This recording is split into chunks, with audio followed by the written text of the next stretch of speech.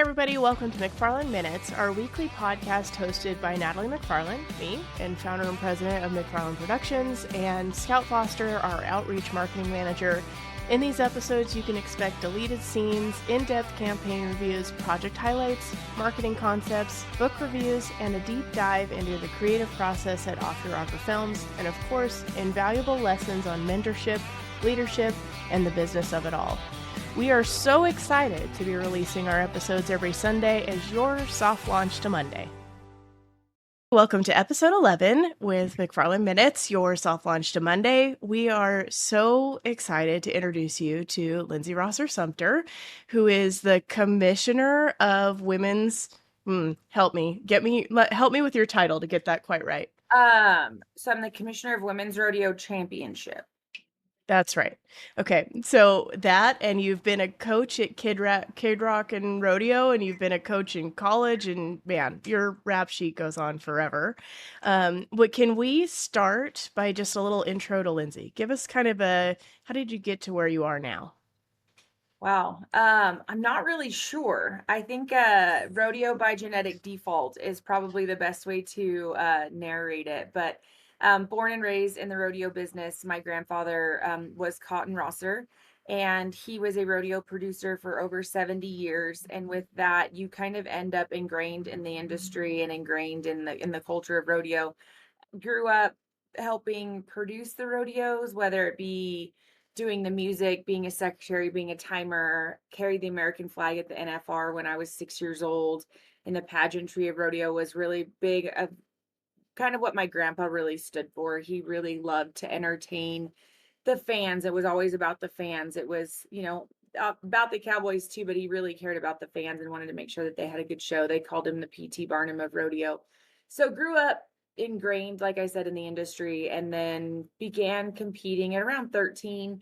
I trick rode and Roman rode, and then when I got big enough, they decided it was time for me to start to rope and run barrels, and so I started to compete around 13, 14 years old, and had some success in high school rodeo, did the high school rodeo thing, went to college at Cal Poly in San Luis Obispo on a rodeo scholarship, rodeoed for them, got my degree, kind of did the kind of live out of your suitcase thing for a couple years. And then I was hired by the professional bull riders and moved to Colorado and did PR and marketing for the professional bull riders.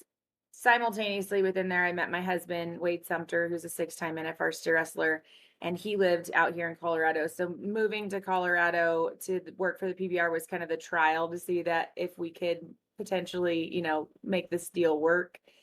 And it's always better when you have a job, I think, in my opinion, besides to leave your homeland and leave your family and your friends and everybody and move to a new place. Is so make sure you have your kind of legs established before you try to do it together. So For I sure. worked for PBR and I was there for about a year and a half. I learned so much and loved every minute of it, but it was not really conducive to a husband on the road and then me being on the road as well. So I transitioned into full-time head coach at Otero College. And I was the head coach at Otero College for 15 years until I recently just transitioned into full-time ag business faculty. And so I'm still a faculty member at Otero College as well. But approximately 4 years ago, I had competed at Women's Rodeo World Championship the first 2 years that they had it. In 2020, you hear Gary McKinney and Sean Gleason, the CEO of PBR, and then the CEO of Reliance Ranches and WCRA, say that they want to help women. They've been underserved in the community and want to have the largest all-female rodeo in the world. And so they added $750,000 to a women's breakaway, team roping, and barrel race. And I wanted to be there as a contestant. So I competed in Fort Worth in 2020. 2021, we were in Las Vegas, Nevada. And I had just seen a couple things. And obviously, growing up in the industry, you get to know a lot of people. So I made a couple phone calls to Scott Davis and Bobby Mode of like, hey,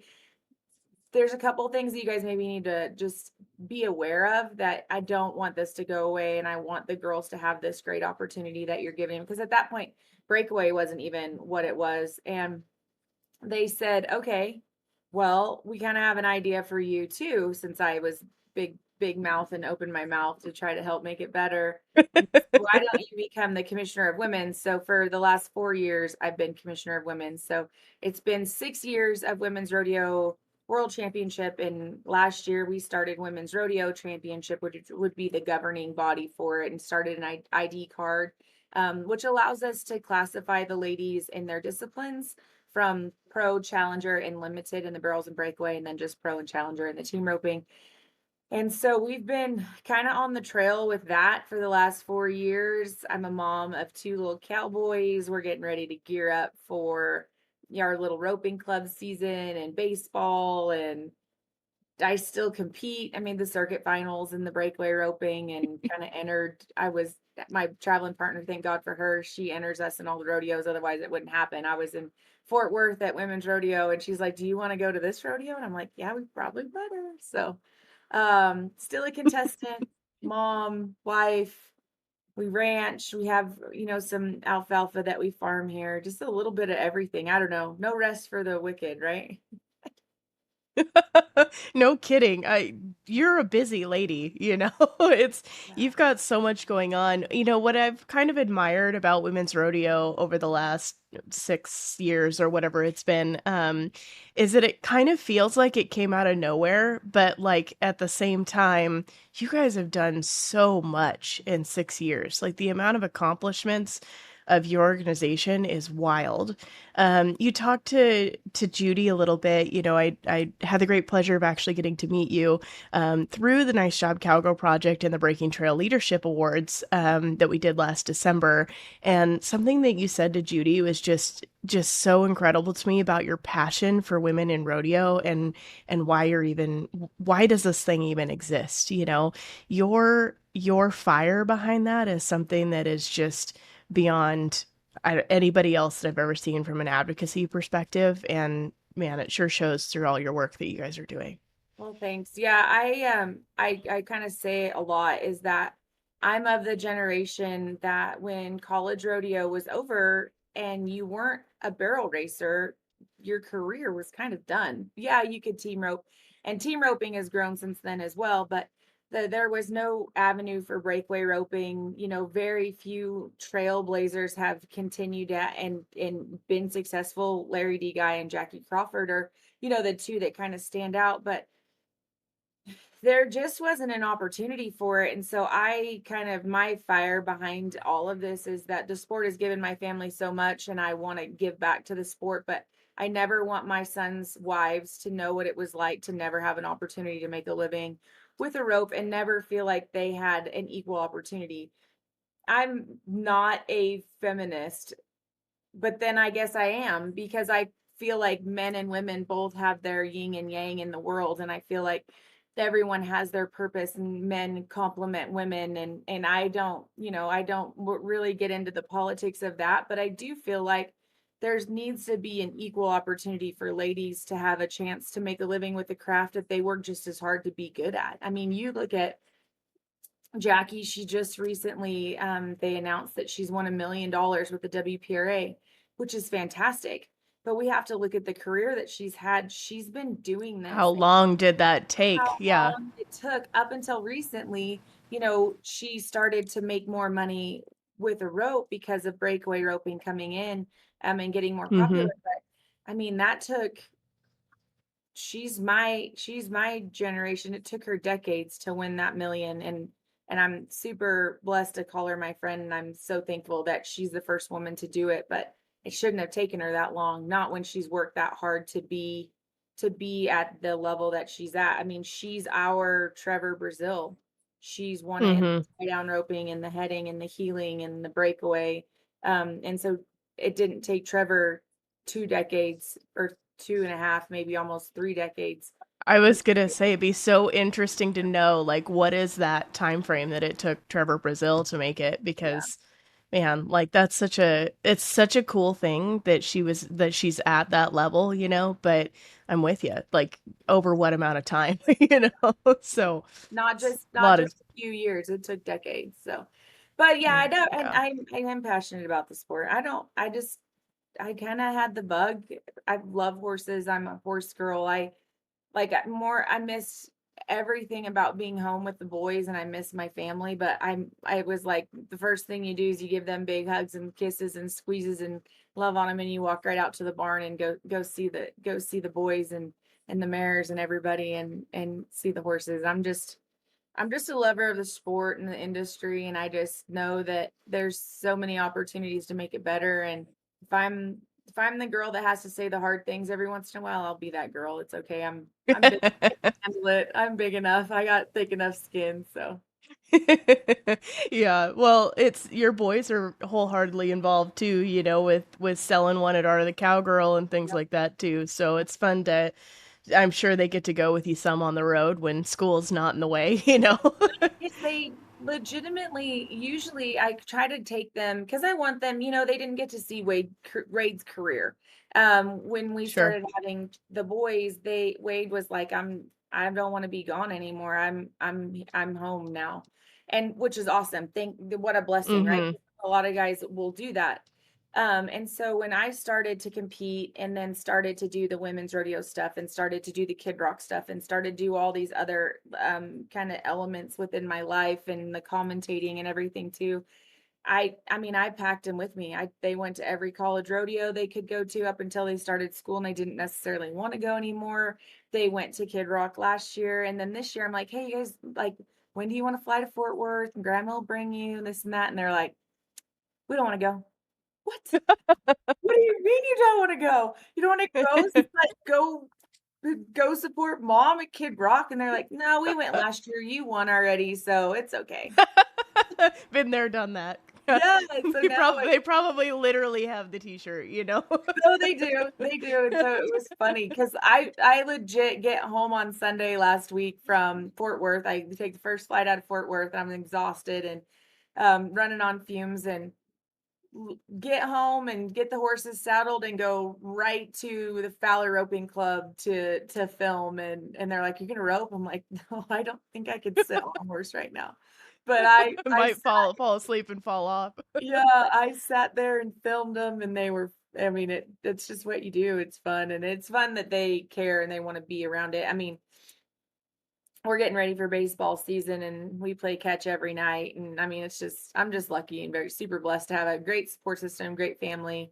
Wade Wade Wade took on a big undertaking when he married me because I'm a little hard-headed and a little kind of like this is what we're doing whether you're coming or not, we're going. And so thank God he understands that he's just got to kind of go with the flow. And my mother-in-law, my parents, they're all very helpful with everything that I kind of threw us into. Yeah, I think Kevin, is kind of the same way. He's Yeah, he's a great support system and goes along with my crazy ideas too. But yeah. yeah, for sure. Um so we're just when we're recording this because this is going to come out a little bit later, but as we're recording this, we're just barely you Season getting check. home from women's rodeo. Yep. How was this year? Tell us a little bit about this year. It was magical. I don't have any other word besides magical. It just felt different. Everything felt like all of our hard work, if it was Sammy Jo Smith is an angel sent from heaven. She is so amazing and so talented and so yin to my yang because I'm a doer, but I'm not I'm not like a meticulous planner. And she's so good at putting all the notes together and making sure that these ideas come to fruition and really kind of a great at organizing. And I'm kind of just like winging a prayer, let's go, and so thank God for Sammy Jo Smith because I couldn't do a lot of what we do with women's rodeo without her. And then the great team, but it just felt like everything came together. We had our back numbers ceremony and it was absolutely gorgeous in Tannehills and we're almost outgrowing the venue. And that just to say that seems crazy because that's, Yeah, dang it. Like shoot. there's 600 plus people and you're thinking, how do we, 800 people, how do we do that? Like, how did this happen? And it did. And then we implemented the new classification with the limited and we had the breakaway roping and the barrel racing and the barrel racing is a true 40. It's for the ladies that aren't rodeo cowgirls. They're the ladies that go to barrel races and appreciate that 40 format So we had the limited competition with the 4D format, and Charmaine, the gal that came in there and won that and made her trip to AT&T, wins second and wins 25,000 against some of the best horses in the world in AT&T Stadium with 30,000 people watching her do that. Like, that's a That's Cinderella awesome. story if you ever hear one. And then Emery Edwards comes in there in the limited breakaway, and they roped lights out, and 15 years old, and gets her chance to go. And when we look at the classifications, we kind of changed the format just a little bit and brought all three classifications to AT&T Stadium. And you look at Christy McClary and her little partner is the youngest competitor,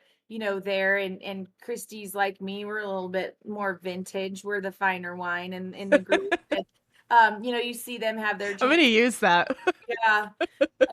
You see them, or Tammy Lewis, right? Here's Tammy Lewis wins the 60,000, their challenger team in the team roping with Ashton. Ashton's 16 years old, and they go compete at AT&T Stadium. Tammy Lewis was one of the instrumental women in the roping and team roping who didn't care that she had to rope against the boys. She and Tammy West White were, just icons in the sport. When I was growing up watching them rope, it was like, dang, those chicks are bad A, right? Like they're so amazing. And then to see her come in there and compete at AT&T and then win the 60,000, and Tacey Matthews and her Good Horse Pop Rocks, off a terrible injury, AQHA Horse of the Year, college national finals champion.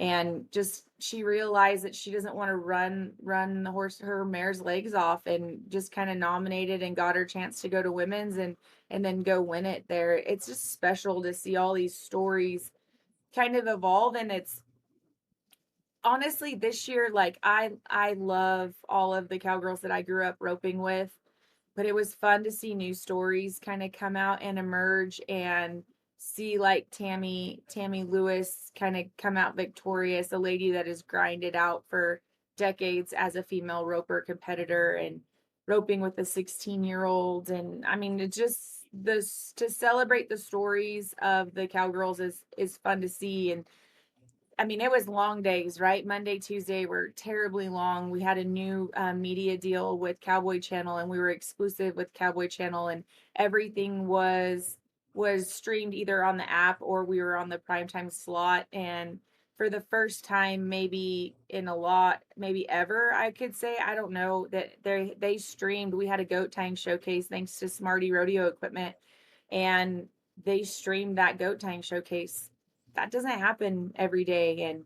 And just to Yeah, look. goat tying especially really underrated on a TV screen, you know. Absolutely. And you see they're flipping athletic as all get out. I mean, watch out, Caitlin I Clark. tried one time. I tried to die. Yeah, I mean, uh they clocked, I can't remember the little gal's name, but they clocked her going 35 miles an hour, getting off her horse and tying a goat, and didn't fall. Like, she kept her feet, all of the things.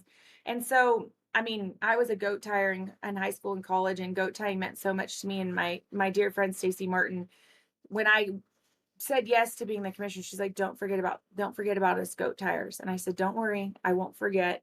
And I have a soft spot in my heart for all of the female competitors. And so to be able to have this showcase of the goat tying, it was special to me, and I was super excited to have it. And the girls loved it, and they showed up, and they had their own they had their own opening ceremony. They had the all the smoke and the lights that everybody else got, and they were celebrated just as much. So really, this event this year, coming off of it, and on the reflection, I'm just super thankful that people are starting to buy into the concept of the virtual rodeo qualifier, nominating your events and being on that leaderboard and trying to get to women's, and seeing the platform that we've given them. And then buying into the goat tying. And when I brought it up to the PBR crew, they're like, "What are you talking about?" It was like I was asking him to have a beer pong tournament or something. A mutton busting. Right? Like, you want to do what? I want to have a goat tying showcase. It won't take very long. I promise it will be fantastic. And then, this year they agreed we're going to open it up and allow some of the high school girls to nominate some of those high school events and have a true kind of like goat tying showdown because That's cool. the young girls don't get to compete against the college girls very often, and then the college girls, they get aged out at 19. Well, once the college finals is over, they're 22, 23 years old, their career's over, and now hopefully maybe goat tying will more open jackpots will come to fruition, and the high school girls can only nominate, the 10 of their rodeos that we've allotted, and the college girls can nominate their 10, and then any open goat tying will be able to be nominated. So just a lot of cool things that you almost think about and dream up in your mind, and then see them come to fruition, like I said, is pretty special. Yeah. Go ahead, Scout.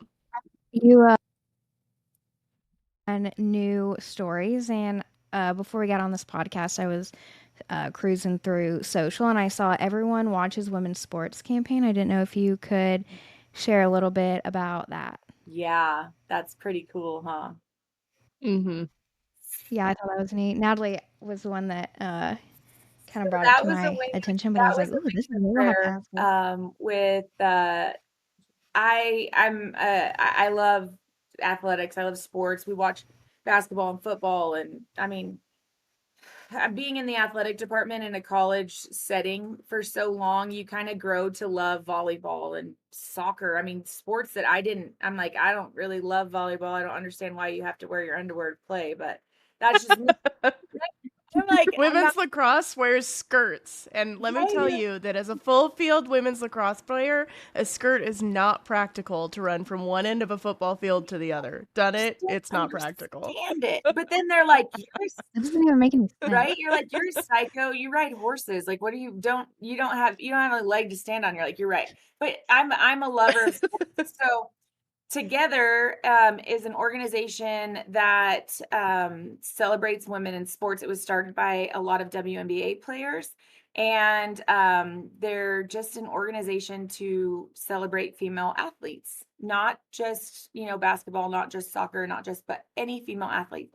So we had reached out to them a few times, and thanks to our friends at PBR and our parent company at PBR, they reached out as well, just kind of like, hey, we have this amazing women's rodeo. It's the largest women's rodeo in the world. It adds over 750,000. We've awarded after this year, we're at $4.5 million to female athletes. They're in a center stage at AT&T. We would love to invite you to come. Kind of crickets, and then kind of one more like, hey, just following up, and then boom, here we have this meeting set up with together. And we kind of that they didn't know anything about rodeo. I mean, they knew everything about women's basketball and soccer and volleyball. And so we kind of told them about women's rodeo and sent them some social stuff. And they were very excited and sent out a representative from LA to come to the event. We went to the Wings game. So the event started on Monday the 12th. The ladies went to the Wings game on Saturday. It was their opener. So the Wings is the NBA team in Dallas.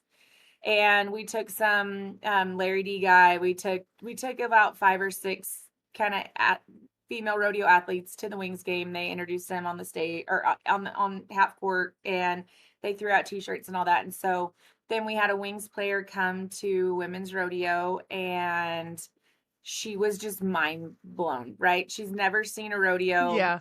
Comes to AT&T Stadium, and now hopefully we have cultivated this beautiful relationship just to continue to celebrate women and tell the stories of the athleticism that they have. And so that's where they had an activation at the Women's Rodeo Championship booth at AT&T, and that's where those posters came from, that says everybody watches women's sports, which is their slogan, and they put it on t-shirts, and they just signed a deal with Nike.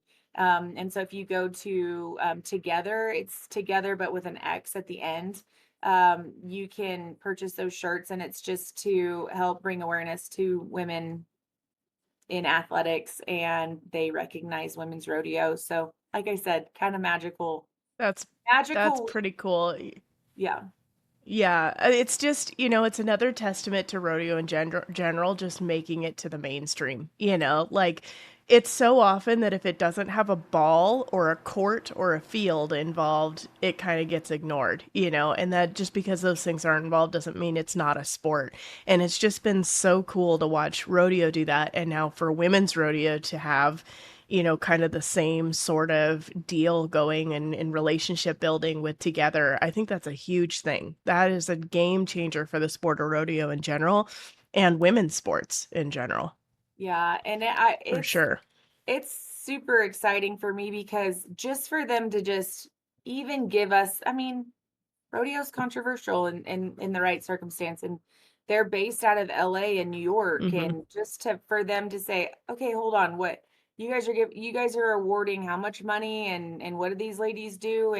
And the best part about women's rodeo championships is that we don't necessarily have those controversial events that maybe some mainstream rodeo Hmm. does. If you look at tie down roping and bulldogging and rough stock, we don't have those. In the breakaway roping, the calf wins. You rope it around the neck and it trots off. And the steer, for the most part, hopefully everything goes good. And in the barrel racing, everything goes good. And so it's for the non-traditional rodeo fan to watch, it's kind of exciting. You see these pretty ladies and fast horses and all of that. So just to have Together kind of come up and see the value in women's rodeo, I felt like it was one of those notches on our belt that we could put that, I don't know what other women's organizations are trying to do, but it was something that we tried, and we shot for the stars, and we got it. It was kind of like when we asked Reba, Pam Minnick is our fairy godmother, and we established the Pam Minnick Lifetime Achievement Award. And the first year we gave it to her, obviously, because it's her award. And then my favorite part about it was that now she can mold that award to however she wants it to be for her legacy and how she wants it to be Hmm. portrayed. And so when she said, what do you think about Reba? And I'm like, McIntyre? Like Reba? Are we talking about the same Reba? Yeah, like, is there another Reba that I don't know about? She's like, absolutely, like absolutely. And I said, yeah, like if we think, and even Pam was like, I don't know if she'll say yes, but we're gonna try. And I'm like, Pam, you're crazy if you don't think she's gonna say yes to you, right? She might say no to you, Yeah. but you're like a hero. And so when she said yes, it was like, okay, she's recognizing women's rodeo championship. And so when we she said yes, and like we just have so much support, and it's fun to see because I mean, obviously there's other women's rodeo organizations, but we're trying to have this inclusive, which is, one of those target words, but this inclusive environment for all female rodeo athletes, not only for the Jackies and the Larry D's and the Haley Kimsels but for you, Natalie, and for you, Scout, like for Hmm. anybody who has once swung a rope or ran barrels. They are like, I have a place because we're classifying the ladies on their athletic ability, and you can go in there and you can get comfortable, and then you can get a chance to go to AT&T like Tammy Lewis did and win 60,000 and not be a pro, not be the Beverly and the Hmm. Jessies, not be those open teams. And you can, or, Charmaine, who came in there as a limited, the lowest classification that we have, a 40 barrel racer, to win second and win 25,000. I mean, it's just a cool thing to think about, is that, industry wide, there's, I mean, 50% of the population is female, and there was Hmm. only an avenue if you were a professional in the barrel racing or now in the breakaway. And now with women's rodeo championship, you can stay home, you can be the mom, you can be the, chiropractor, you can be the doctor, you can be the lawyer, you can be whatever an athlete, a college kid, a high school kid. And as long as you're 13 years old and you nominate those events that you're already going to, you have a chance to go hold up a big check and or win a world title and get that. We are one of the only other organizations besides the PBR that award cash bonuses to our world champions. So we award world championships in the pro, the challenger, and the limited, and they all get a cash bonus. And it's just cool to think. But when we did the Reba deal, we kind of did a rebrand, and when we started Women's Rodeo Championship, and then I don't know if you've seen our gal, she's kind of all over I everything. love it so And much. and she Sammy Joe wears her so good. so The good. logo and Sammy Joe, yeah. So like the idea behind her is that she's you, she's me, she's any cowgirl that puts a hat on. You don't not necessarily, because if you look at, I'll just say the WPRA, I have my WPRA card, and on my card it says World Championship Barrel Racing. I haven't entered a barrel race. I mean, I sold a barrel horse a while ago and I train a lot of barrel horses, but I haven't entered a rodeo in the barrel race since I was 20 years old. Yeah. I rode breakaway calves, and I'm not that I love barrel racing. It's not that it's a problem, but I'm like, golly, like That's not the only thing in that's women's not the only rodeo. thing in women's rodeo. And so we developed Fancy, and her name's Fancy, obviously because of Reba too, but her name is I Fancy. mean, yeah. And we developed Fancy as like, I she's love anybody. She can be a ranch cowgirl. She can be a barrel racer. She can be a breakaway roper. She can be a goat tire. She can be any of us that put our hat on, kind of our superhero cap, and go compete. And that's the story behind Fancy, and why she's here. And I hope that everybody, when they see her, realize that she's you, she's me, she's she's your daughter, she's any girl that puts a hat on can be Yeah. Fancy, and that's the whole story behind her. But yeah. Yeah. I mean, I just love that the logo has a story behind it, So often a logo's created obviously because you need one, but also, just to look good, right? There's not really like a full story behind it. And the fact that Fancy has a name, number one, but Yep. also has a story, I think that's pretty darn cool. Yeah, I also she's cowgirl for I sure. love your in her boots deal that you guys have done a few times and that sort of thing. That's really cool too. Can you talk some about that? Yeah, so we started in her boots 2 years, NFR 2 years ago.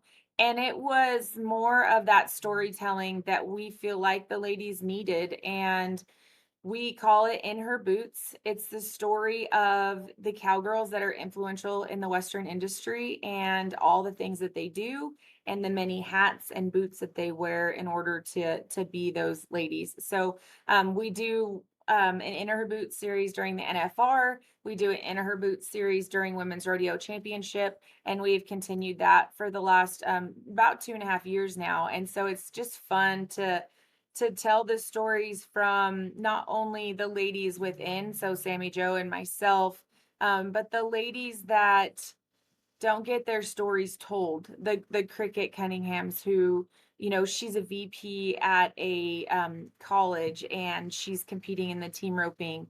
I mean, if you just look at it, if you look at like Tammy West White, she's uh one of the few ladies that has had a PRCA card and team roped at PRCA rodeos, with her husband decades ago, and kind of shattered the glass ceiling to see that, holy smokes, here's this stunning woman, absolutely stunning, blonde hair just flying in the wind and out roping all of these men.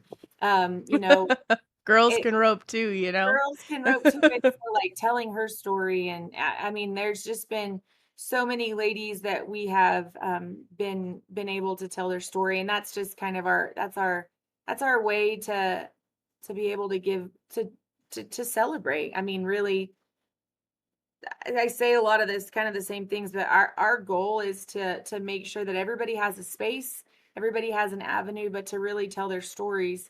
And not everybody is Lindsey Rosser Sumpter, who grew up in this business. There's a lot of people who aren't that lucky. I mean, it's a blessing and a curse, right? Like, you grew up on a horse. When did you learn to ride a horse? I don't know. I have no idea. Or you have the ladies that decided to start running barrels when they were 35 years old, and they have, and they're Mhm. moms or lawyers, and yeah, Mhm. it's just fun.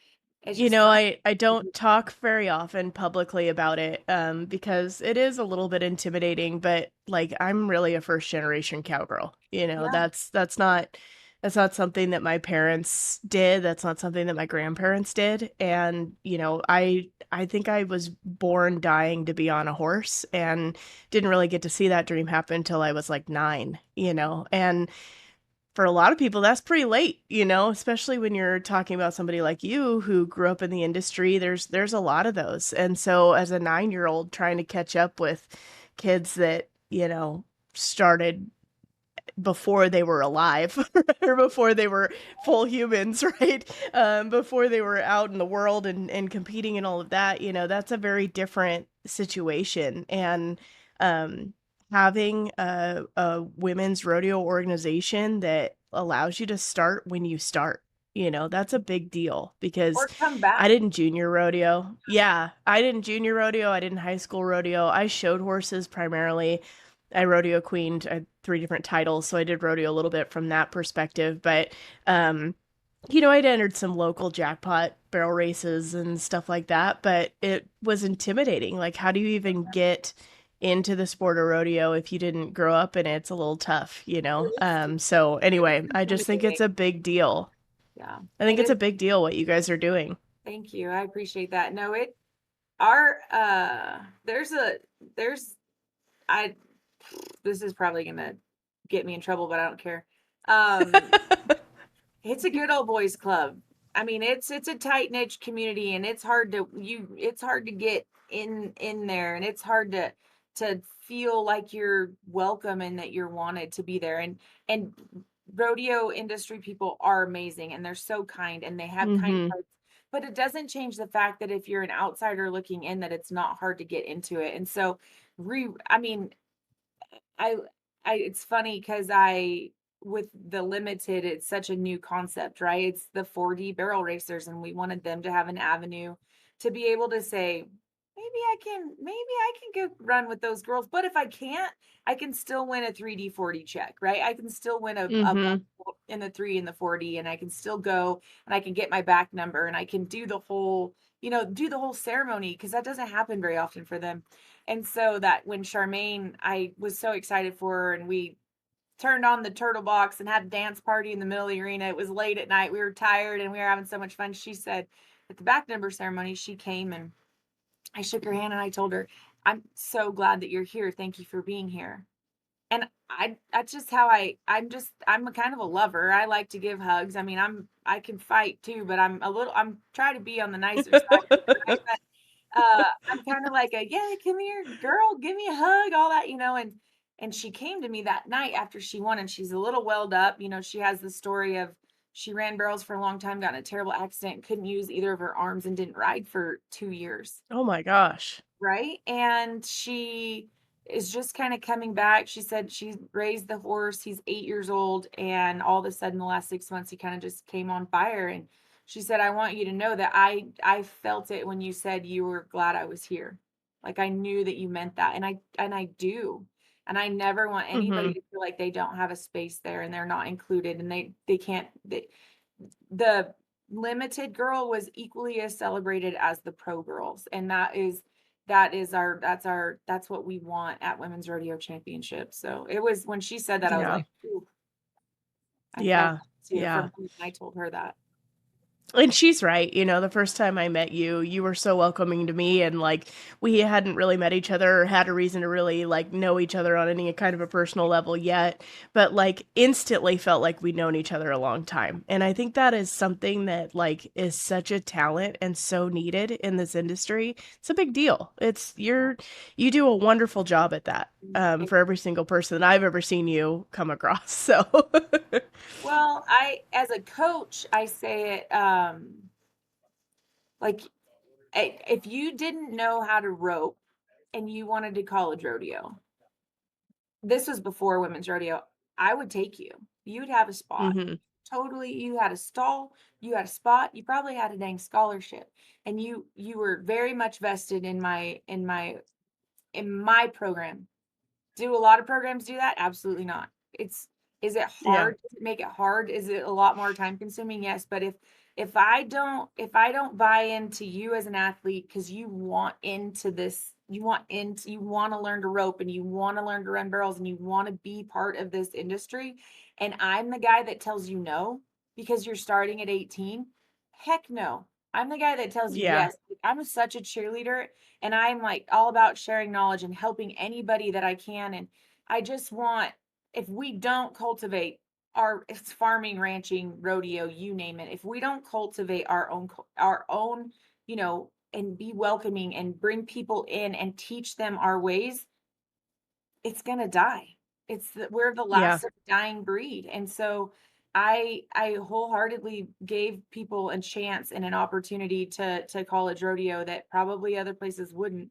And I do believe that, like, my arena is always open to teach anybody how to rope or run burls, or I just if we and it's the same thing with like the TV or the movie stuff. And like, if somebody wants to learn, I know you're going to teach them, you're going to help them, you're going to bring them in as an intern, you're going to, I mean, that's just what we have to do. And we have to tell our stories. Yeah.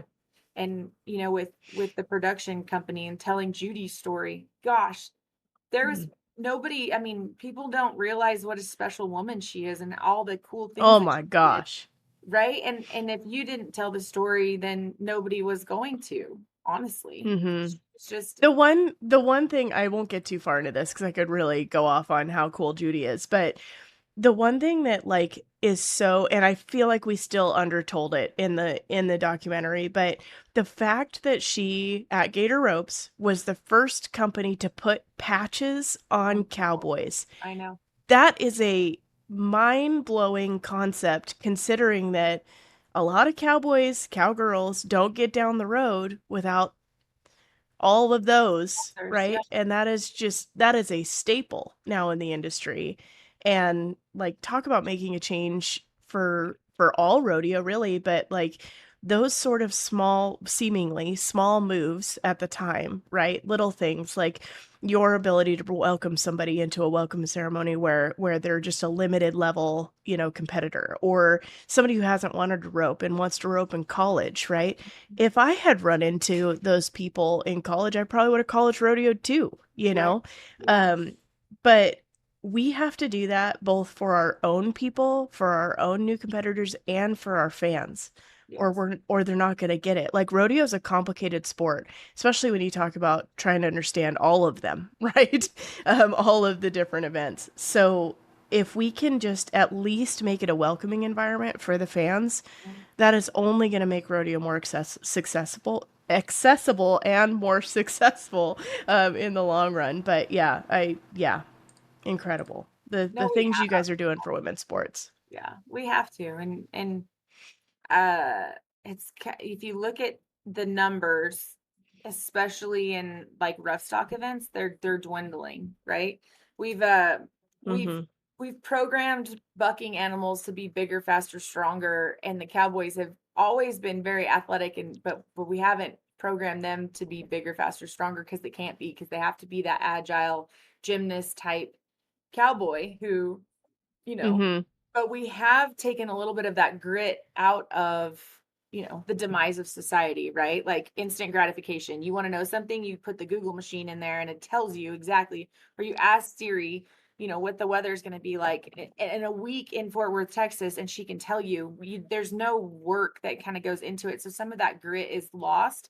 And I think that we have to continue to build athletes to where we're at, because the industry's evolving and everything's evolving. But if we don't continue to make that gritty type person or teach and continue to build, then I don't know what's going to happen. And it's scary to think about it in that circumstance of the men's events are doing this and the women's events are doing this.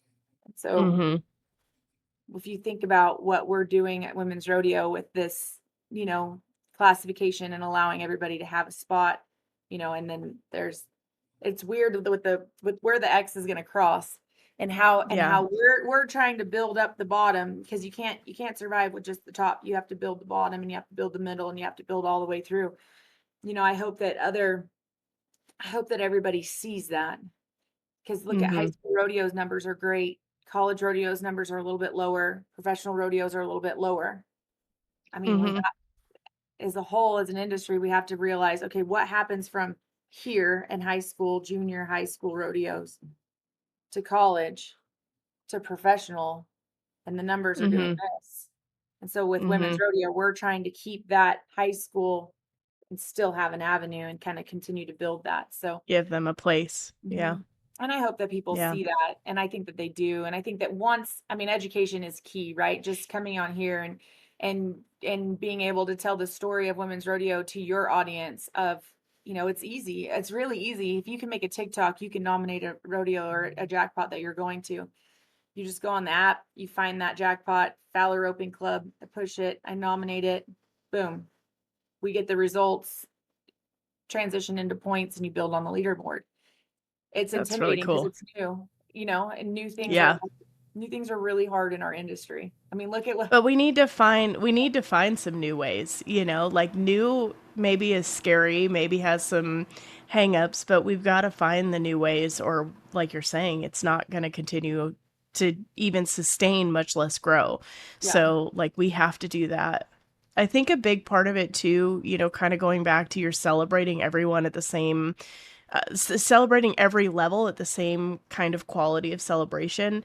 As any rough stock rider would tell you, or any rodeo athlete in general, it's 80% at least a mental game in the rodeo industry. And if you walk in there and you're like, man, I don't know if I deserve to be here, I'm just the low man on the totem pole, like you're not really sure and confident that you can actually be there, that's not going to help anybody. So the fact that women's rodeo is going out of their way to celebrate everybody at every level at the same amount of celebration, right? That's yeah, only going to give every level of cowgirl, every level of cowboy for that matter, the confidence that it takes to be able to do better, to do more.